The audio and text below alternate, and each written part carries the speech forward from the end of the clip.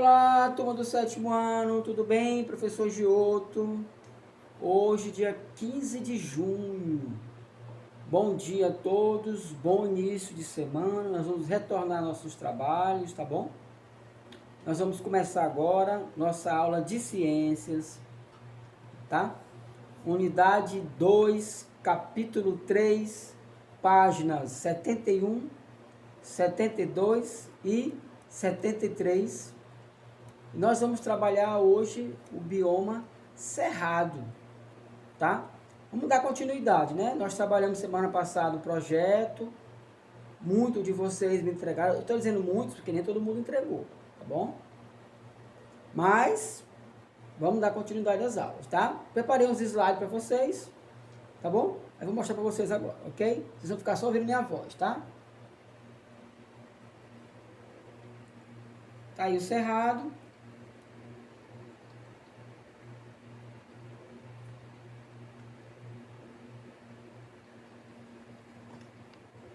Mostrando aí essa é uma foto, né, de uma espécie de cachoeira, tá? É um recurso, né? Nós temos água no cerrado, né? Parece que não temos, nós temos água no cerrado, tá? E ao longo dos slides eu vou estar fazendo as características, tá? Do cerrado. Vamos para o clima agora.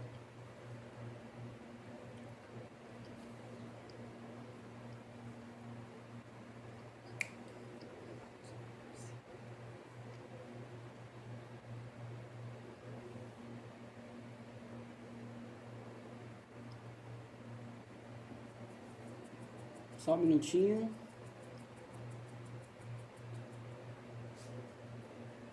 Clima, pronto.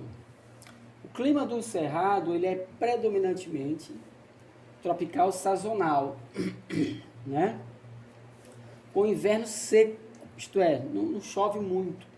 A temperatura média anual é de 25 graus Celsius, podendo chegar a marcações de até 40 graus. Muito quente, né, pessoal? Muito quente na primavera. As mínimas registradas podem chegar a valores próximos de 10 graus ou menos nos meses de maio, junho, que é os meses que nós estamos, e julho. Isso não quer dizer que em todos os lugares, dependendo do local também, né? A precipitação média anual, precipitação é a queda da chuva, né? Fica entre 1.200 e 1.800 milímetros, com estação chuvosa compreendida entre outubro e abril, sendo dezembro e janeiro os meses mais chuvosos, tá? Mas a gente sabe que em Coló também, né? Praticamente chove nesse período. Nós temos também curtos períodos de seca, chamados de veranicos, né? São verões pequenos. Podem ocorrer no meio da primavera e do verão. No período de maio a setembro, os índices de chuva, né, chamados de pluviométricos mensais, reduzem-se bastante, podendo chegar a zero, isto é, sem chuva. Próximo slide. Tem também ventos fortes e constantes, não são características gerais do cerrado, tá? Esses ventos fortes. Normalmente a atmosfera é calma e o ar fica muitas vezes quase parado, aquele tempão parado, né? Em agosto costuma ocorrer algumas ventanias, levantando poeiras e cinzas de queimadas a grandes alturas, através de redemoinhos que se podem ver de longe. Pessoal, é interessante, né, esse tópico, essa característica. Aqui em Codó não é diferente, tá? Há as queimadas, muita queimada, né? E quando você chega em casa, tá lá aquela poaca zona de cinza, aquelas casas que não são forradas, só é a telha, né? A cinza entra pela brecha da telha, trazida pelo vento, e fica aquele pó, né? Parece que a mãe, a empregada, a pessoa de casa que cuida da higiene da casa, não varreu. Tá? Então é uma característica do cerrado. A última é a radiação solar, que é bastante intensa, isto é, o calorzão, nosso sol maravilhoso, né? Podendo reduzir-se devido à alta nebulosidade, isto é, muitas nuvens, né?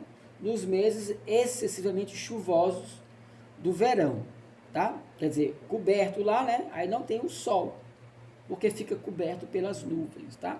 Próximo slide. Localização. Cerrado é o segundo maior bioma brasileiro, estende-se por uma área de 2.045.064 km². É uma área gigantesca, né? Abrange 8 estados do Brasil Central: Minas, Goiás, Tocantins, que fazia parte de Goiás antigamente, né? Bahia, o sul do Pará, não é o Pará todo, o nosso Maranhão, Mato Grosso e Mato Grosso do Sul, nosso vizinho Piauí, o Distrito Federal e o Norte de São Paulo. Eu queria dar um destaque aqui para o Distrito Federal e o Norte de São Paulo. Quando lá na frente do clima, lá atrás, lá no clima, né? Eu falei de temperaturas baixas, né, no Cerrado. Eu queria me referir bem aqui, ó, Distrito Federal e São Paulo. São regiões que são extremamente frias, tá bom? Próximo slide. Relevo e a altitude, né? Altura. O relevo é um tanto acidentado, com poucas áreas planas, cheio de buraco. Nos morros mais altos são encontrados pedregulhos, argila, com inclusões de pedras e camadas de areia. Outra formação é constituída por aflorações e rochas calcárias, com fendas, grutas e cavernas em diferentes tamanhos. Por cima das rochas há uma vegetação silvestre. Lembrando, pessoal, que essas rochas elas foram formadas ao longo de vários anos, né? E o vento, os animais, acaba que trazendo essa semente para essas rochas e ela nasce, né? Essas plantas vão estar nascendo em cima das rochas. Possui campos e vales com vegetação bem característica e ainda uma floresta galeria, rodeando riachos e lagos. Próximo slide.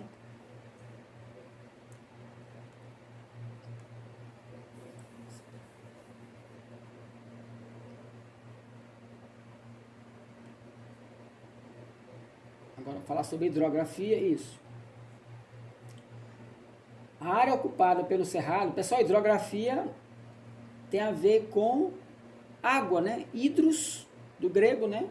Significa água, estudo das águas. Para onde é que a água anda, né? Qual é a quantidade?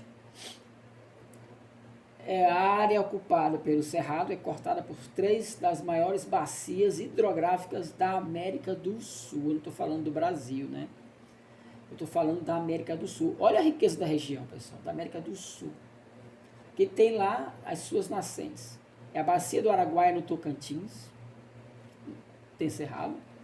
Bacia do Prata e a bacia do Rio São Francisco, tá? São rios gigantes durante o ano inteiro, tá? Não seca nunca. Lá não é que nem o nosso Rio Itapecuru, não, tá? Lá navegam barcos, tá? Existe transporte de pessoas, mercadorias, enfim. É um ecossistema muito rico, esse ecossistema pluvial. E também, tá? Está localizado parte do aquífero Guarani. Alguém já ouviu falar sobre o aquífero Guarani? Bora lembrar um pouco?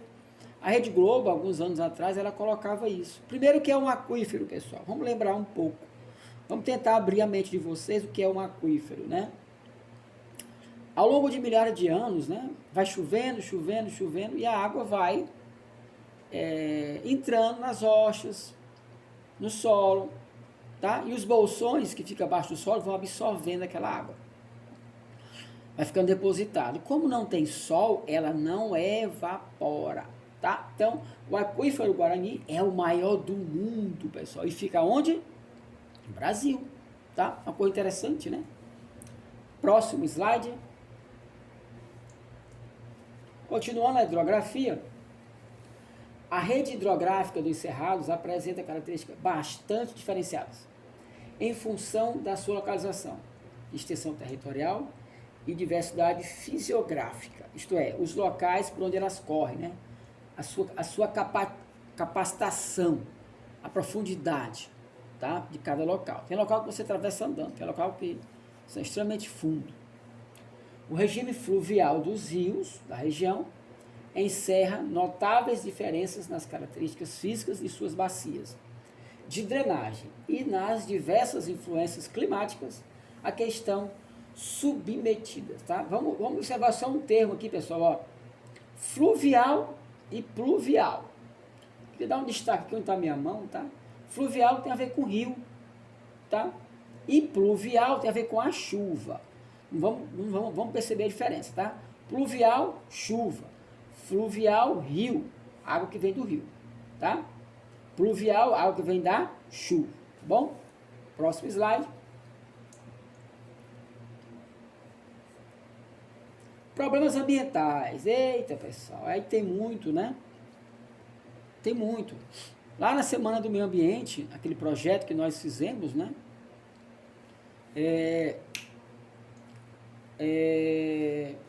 Vocês trataram sobre as causas e consequências, né, do meio ambiente, por causa da pandemia, né? E aqui tem o quê? A agricultura é a principal ameaça ao cerrado. Isto é, o homem está destruindo a sua mata costeira, sua mata natural, tá? Para fazer plantações, arroz, soja, tá? Trigo, milho, tudo isso acaba sendo destruído para ser plantado uma outra vegetação. O grande número de queimadas na região afeta não só a flora, como também a fauna e o solo. Vamos entender esses três termos, né? Flora significa as plantas, tá bom? A fauna, os animais, tá? E o solo, pessoal, o solo, ele precisa ser adubado. Tu pega um solo adubado, taca fogo nesse solo, esse solo vai ficar estéril. Esse solo, ele não vai servir para nada. Porque tu tocou fogo nele, tu aqueceu. Tu imagina vários dias tocando fogo no mesmo lugar. Tu bota a mão no fogo e tira, e em um segundo não queima a tua mão? Queima a tua mão. Queima tudo. Agora tu imagina vários dias o mesmo lugar pegando fogo. Então aquele solo mata as minhocas, mata tudo que é vivo debaixo dele. Então vai virar um deserto, tá bom? Originalmente, com cobertura de pouco mais de 1/5 do território brasileiro, o Cerrado sofre diversas ameaças à sua biodiversidade, principalmente por conta da profusão das atividades econômicas do agronegócio a partir da década de 1970 e que se intensificaram nos últimos anos, tá? Então, você pega aí, da década de 70 para cá, tem o quê? Quase 40 anos, né? 50 anos, eu acho, 50 anos exatamente, tá? Foi quando o Brasil começou a ver o lucro da sua agricultura, né? Depois da Mata Atlântica, o Cerrado é o ecossistema brasileiro que mais alterações sofreu com a ocupação humana. O bioma é considerado um dos 25 ecossistemas do planeta com alto risco de extinção, tá? Então, o nosso Cerrado também está em extinção. Próximo slide.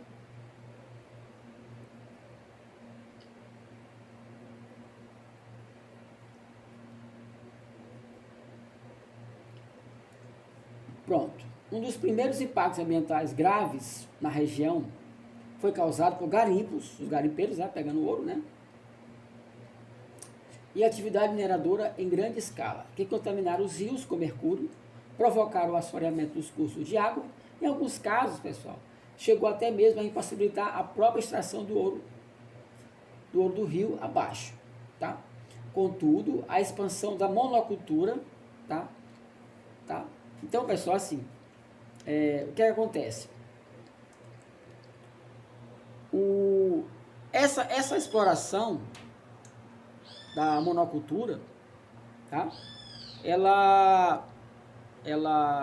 Mono significa um, né? Mono significa um. Então, ajeita.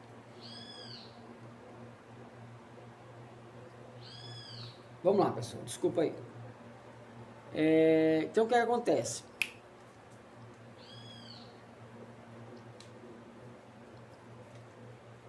Mono significa uma cultura, né? Uma cultura. Então, essa plantação, ela acabou que trazendo benefício para quem produziu e produz lá, tá? O cerrado, ele acabou virando um meio de comércio muito grande, economia muito grande para alguns fazendeiros. Não para todo mundo, tá bom? Não para todo mundo. Então, isso tem a ver com o nosso sistema de política, tá? Que não é favorável aos ecossistemas e sim à economia.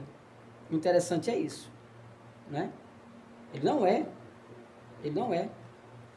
As nossas leis ambientais, eles não fazem isso no propósito. Então, nós temos muitos problemas ambientais no Cerrado, tá bom?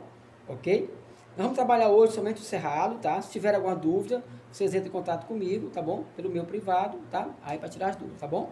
Hoje não é para fazer atividade. É só para ler o texto, tiver alguma dúvida, é só mandar para mim, tá bom, pessoal? Tchau, tchau. Sou Gioto.